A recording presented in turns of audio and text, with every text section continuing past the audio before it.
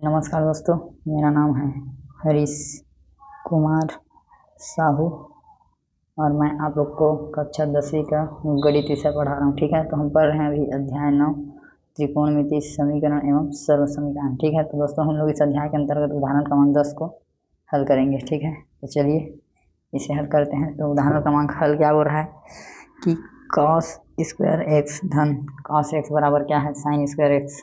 ठीक है, इसको हल करना है। समीकरण है जिसमें जो x का मान है यानी कि जो थीटा का मान है वो 0 अंश से बड़ा हो सकता है और उसके बराबर हो सकता है, और 90 अंश से छोटा होगा और उससे बराबर होगा। ठीक है, तो 0 से 90 तक कोई भी अंश का हो सकता है। ठीक है, थीटा का मान।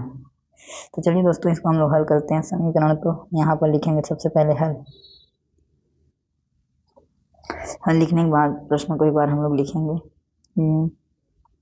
cos स्क्वायर एक्स धन cos एक्स बराबर क्या दिया है, साइन स्क्वायर एक्स। ठीक है, तो इसमें ये जो साइन है दोस्तों, ये जो साइन इसे हम cos के रूप में बदलते हैं। ठीक है, तो हमारा सब क्या हो जाएगा, cos। तो उसको cos के रूप में बदलने के लिए जो फार्मूला होता है उसे हम लिखेंगे 1 माइनस cos स्क्वायर एक्स हो जाएगा। ठीक है, ये फार्मूला है। यहाँ बता सकते हैं कि आप साइन थीटा बराबर 1 माइनस cos स्क्वायर थीटा इस प्रकार से होता है।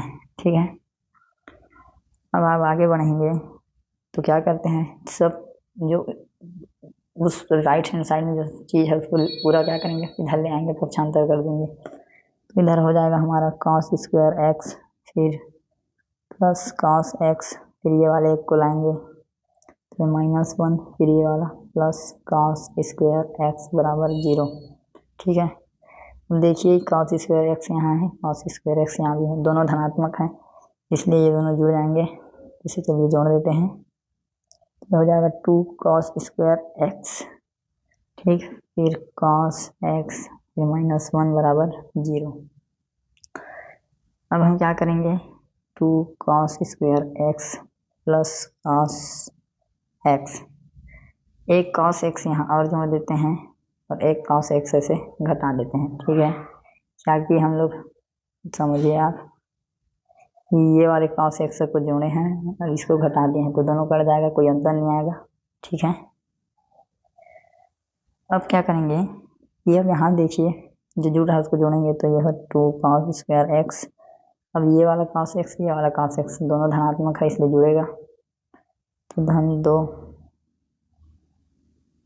cos x minus cos x -1 बराबर 0। अब यहाँ से देखिए कि हम 2 cos एक्स को कॉमन ले सकते हैं, तो 2 cos एक्स को उभयनिष्ठ लिए तो यहाँ बचे एक ठो cos एक्स और यहाँ कुछ नहीं तो धन 1।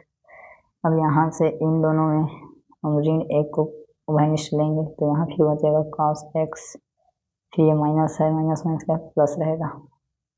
ठीक, अब दोस्तों cos एक्स प्लस 1 ये उभयनिष्ठ है तो इधर हमारा बच जाएगा 2 cos एक्स -1 बराबर 0। ठीक है, तो इसको दोनों पक्षों को 0 के बराबर लेकर हल करेंगे।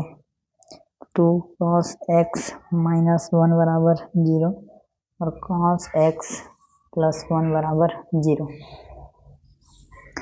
इसको हल करेंगे तो देखिए इधर क्या हो जाएगा, cos एक्स बराबर ये एक इधर आएगा और ये 2 नीचे में आ जाएगा, तो cos एक्स बराबर यहाँ पे क्या आ जाएगा हमारा 1/2। cos 1/2 का क्या होता है सारणी में मान दोस्तों, तो cos x/2 का मान होता है cos 60 अंश, तो x का क्या मान मिल गया हमको, 60 अंश। ठीक दोस्तों, और इसको देखिए cos x बराबर क्या हो जाएगा, ये -1 है ना, तो माइनस आ गया तो इसको हम नहीं लेंगे। ठीक है, क्यों नहीं लेंगे, क्योंकि प्रश्न यहाँ पे खुद बोला है कि जो x का मान आएगा वो 0 अंश और 90 अंश के अंदर या उनके बराबर आएगा, तो जो निगेटिव में चला गया तो ये क्या है, बाहर चला गया, तो हम ये वाले को ही लेंगे। ठीक है दोस्तों, यहाँ पे आप समझिए कि जो x का मान है वो क्या होगा, वो 0 अंश से बड़ा होगा और उसके बराबर होगा, और इससे 90 अंश से छोटा हो गया उससे बराबर, तो ये माइनस में आ गए तो क्या है 90 अंश से बड़ा हो रहा है। ठीक है, तो हम ये वाले को लेंगे, यहाँ तक आप इसको लिखेंगे। ठीक है, तो इस प्रकार से ये इस उदाहरण को आप समझिए।